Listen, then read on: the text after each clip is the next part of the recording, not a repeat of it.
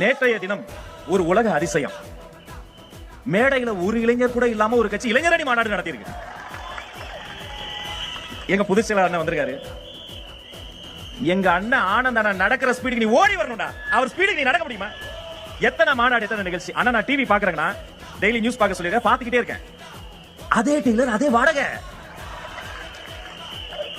Ramp போட்டு சிவப்பு கம்பளத்தை விரிச்சு பாட்டு போட்டு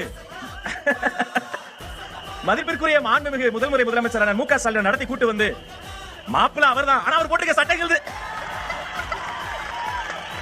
நான் என்ன கேக்குறேன், சின்ன பையனா, கடைக்கோடி தொண்டை, அந்த பேண்ட் கலர் கூடவாடா அப்படியே காப்பிடிப்பீங்க? கீழ இருந்து துண்டு எடுத்து வீசி அந்த துண்டு எடுத்தவர் போட்டு கீழ இருந்து நம்ம தளபதிக்கு மலர் கொடுப்போம்ல, அப்படி ஒரு பையன் ஓடி போய் சொல்லிருக்கேன், பூவை கொடு.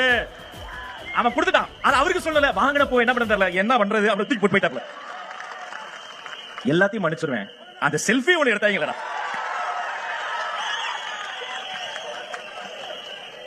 சிவப்பு கம்பளத்துல நடந்து வர்றவங்க எல்லாம் ஜெயிச்சிட முடியாதுங்க. கொஞ்சம் திரும்பி பாருங்க.